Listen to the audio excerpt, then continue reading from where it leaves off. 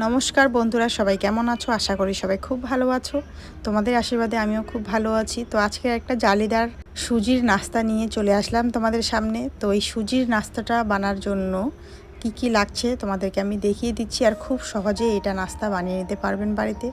তো এখানে আমি নিয়েছি অর্ধেক বাটি টক দই, আর এক বাটি নিয়েছি সুজি। আমি এটাকে এখন ব্লেন্ডারে দিয়ে দেব। এবার এখানে একটা আমি ব্লেন্ডার নিয়েছি, এর মধ্যে আমি দিয়ে দেব এক বাটি সুজি, আর যেই অর্ধেক বাটি দই নিয়েছি সেই দইটা দিয়ে দেব। আর দিয়ে দেব এর মধ্যে 1 চামচ চিনি, আর দিয়ে দেব স্বাদ মতো লবণ। এবার যেই বাটি দিয়ে আমি দই নিয়েছিলাম সেই বাটি দিয়ে দেব অর্ধেক বাটি জল। এবার এটাকে ভালো করে আমি ব্লেন্ড করে নেব।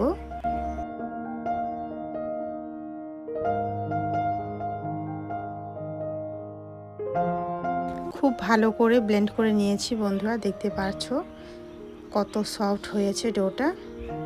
এই যে দেখতেই পাচ্ছো। তো এটাকে কিন্তু খুব ভালো করে ব্লেন্ড করে নিতে হবে, না হলে কিন্তু খেতে ভালো লাগবে না, সেই জন্য।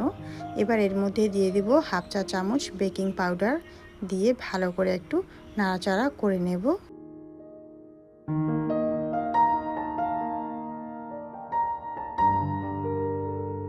এবার বেকিং পাউডারটা দেওয়ার পরে যাতে করে ভালোভাবে মিক্স হয়ে যায়, এবার আরেকবার ব্লেন্ড করে নেব।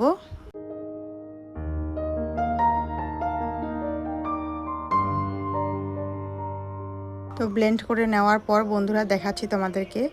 তো ব্যাটারটা আমার একটু ঘন হয়ে গেছে, সেই জন্য আমি এর মধ্যে দিয়ে দেব সামান্য একটু জল, কেননা খুব বেশি একটু গাঢ়া হয়ে গেছে ব্যাটারটা, সেই জন্য। তো তোমাদেরকে আমি দেখিয়ে দিচ্ছি ঠিক এরকম রাখতে লাগবে। তো ব্যাটারটা আমার রেডি হয়ে গেছে। এবার একটা বলের মধ্যে আমি ঢেলে দেব ব্যাটারটাকে।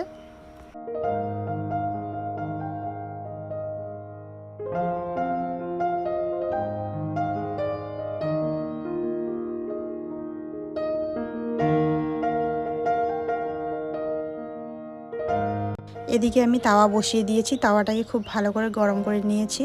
এবার এর মধ্যে দিয়ে দিব সামান্য একটু তেল, তেলটাকে ব্রাশ করে নেব তাওয়ার মধ্যে। খুব বেশি তেল দেওয়ার কোনো দরকার নেই, এটা সামান্য একটু দিলেই হয়ে যাবে। তেল না দিয়েও হয়ে যায়, তাও আমি একটু ব্রাশ করে নিচ্ছি, তাহলে একটু ভালো হয়ে যাবে, সেই জন্য। এবার আমি দিয়ে দেব বেটার দেওয়ার পর কোনো ঘোরাঘুরি করার দরকার নেই, তাওয়াটাকে আপনি এটা সেট হয়ে যাবে। আর দেখতেই পারছো আস্তে আস্তে কত সুন্দর ছিদ্র বার হয়ে আসতেছে। তো এই ছিদ্রটার জন্যই কিন্তু এই নাস্তাটা খুবই সুস্বাদু লাগে খেতে, আর দেখতেও খুবই সুন্দর লাগে।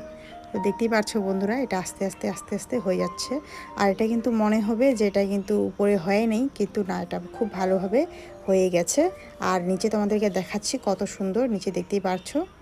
আর এটা উপরের দিকে কিন্তু এটা ভাজার দরকার নেই, এটা এরকমই থাকবে, তাহলেই খেতে ভালো লাগে। তো একইভাবে আমি সব কটাকেই বানিয়ে নেব।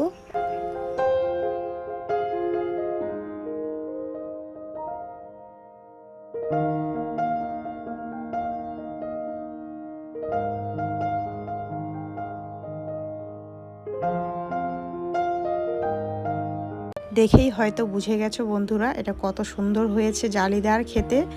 আর কি বলবো, বলার কোনো ভাষাই নেই, দেখেই বুঝতে পারছো। তো একদম নরম তুলতুলে। তো এটা কিন্তু কোনো কিছু একটা সবজির সাথে খেতে দারুণ লাগে। তো আজকের রেসিপিটা তোমাদের কেমন লেগেছে অবশ্যই কমেন্ট করে বলবে, ভালো লাগলে অবশ্যই লাইক দিয়ে পাশে থাকবে। আজকের জন্য এতটুকুই ভিডিও, দেখা হচ্ছে পরবর্তী ভিডিওতে।